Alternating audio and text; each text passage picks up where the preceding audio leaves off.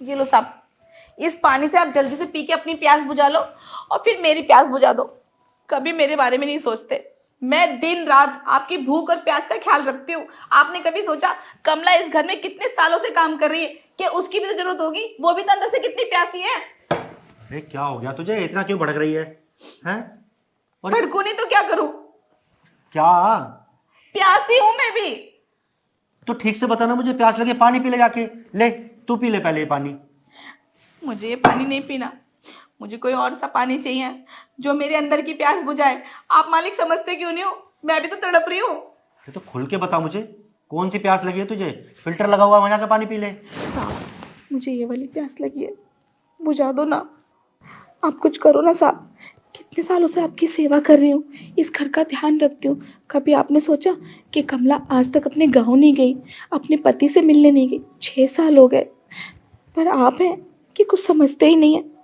कमला, तू इस वाली प्यास की बात कर रही थी? तो तू पागल है क्या? इतना घुमा फिरा के बोलने की क्या जरूरत थी?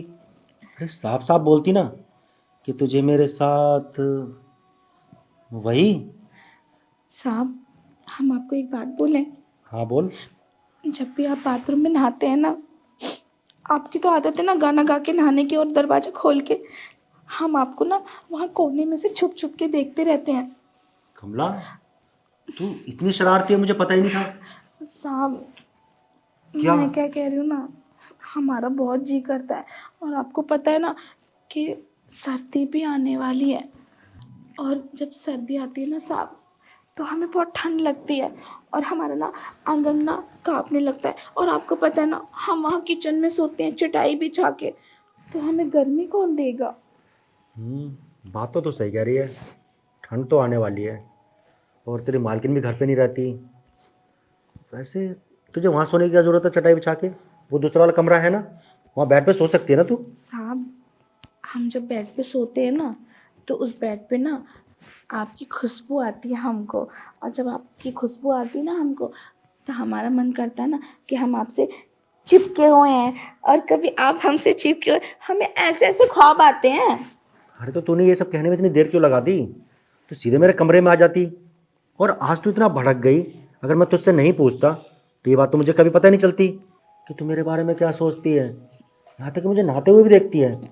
इसका मतलब तूने सब कुछ देख लिया। साहब, मैंने तो नहाते हुए क्या, आपको हिलाते हुए भी देखा है। तो यार कमला, ये तूने क्या कर दिया?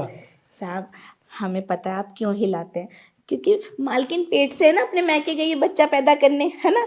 तो अब आपका कुछ हो नहीं पाता है। तो हम सोचे कि जब आपका भी कुछ नहीं हो पा रहा है, आप भी हिला हिला के अपना सारा बेस कर रहे हैं, और हमारी जवानी तो ऐसे बेस जा ही रही है। तो तो हम बातें ही करती रहेगी अब कि कुछ और भी करेगी? अब तूने इतना कुछ मुझे हिंट दे दिया है। हैं? मेरे अंदर तूने रोंगटे खड़े कर दिए मेरे। अब ये शांत कौन करेगा? हम ही करेंगे ना शांत। जब आग हम लगा रहे हैं, तो पानी भी तो हम ही डालेंगे ना, मतलब बुझाएंगे तो हम ही। बस फर्क इतना होगा कि वो पानी की आग आप ही के पानी से बुझेगी, क्योंकि हमारे पास तो वो इतना पानी नहीं है ना जितना आपके पास जमा हो रखा है। तो कमला, तो कितनी सेक्सी सेक्सी बातें करती है। तेरी बातें सुन के ना मेरे अंदर कुछ कुछ होने लग गया।